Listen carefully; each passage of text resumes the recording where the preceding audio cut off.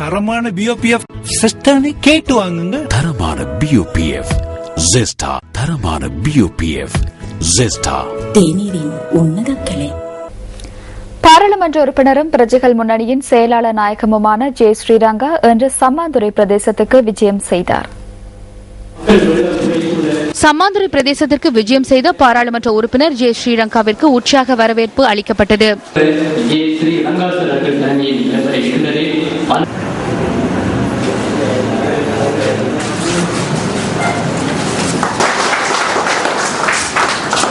இதன்போது சம்மாந்துறை பிரதேசத்தில் உள்ள 100 கைம்பெண்களுக்கு பாராளுமன்ற உறுப்பினரால் உலருணவுப் பொருட்கள் வழங்கப்பட்டன.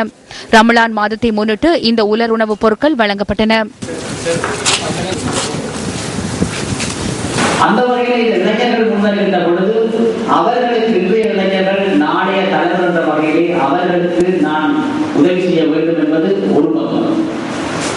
இருபக்கம் மற்றவர்களின் துன்பங்கள், பசி, பட்டினி, அவர்களுக்கு ஏற்படுகின்ற சகல பிரச்சனைகளையும் ஒவ்வொருவரும் உணர வேண்டும் என்ற ஒரு மகத்தான கொள்கையை கொண்டு இஸ்லாத்திலே முஸ்லிம்கள் இந்த நோன்பை பிடிப்பது வழக்கம். மற்றவர்களின் துன்பங்களையும் துயரங்களையும் பசியையும் நாங்கள் புரிந்து கொள்ள வேண்டும் என்ற உன்னதமான கொள்கை.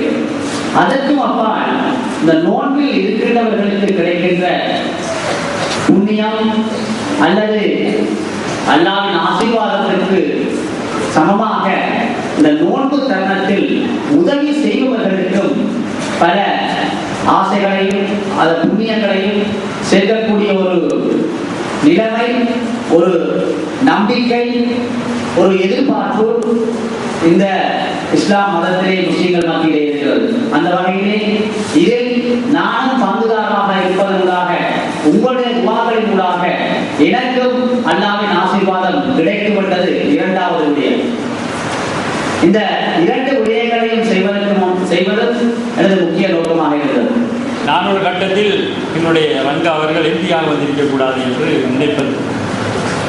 ஏனென்றால் அந்த அளவுக்கு நான் அந்த மின்னல் நிகழ்ச்சியை பார்த்து ரசிப்பேன். என்ன பொறுப்பு கிடந்தாலும் எங்கிருந்தாலும் அதை பார்ப்பேன்.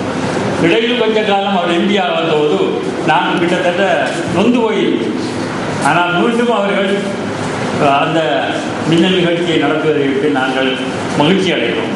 சமாந்துறை தாருக் சலாம் பாடசாலையில் நடைபெற்ற இந்த நிகழ்வை பிரதேசத்தில் இயங்கும் தொண்டு நிறுவனம் ஒன்று ஒழுங்கு செய்திருந்தது.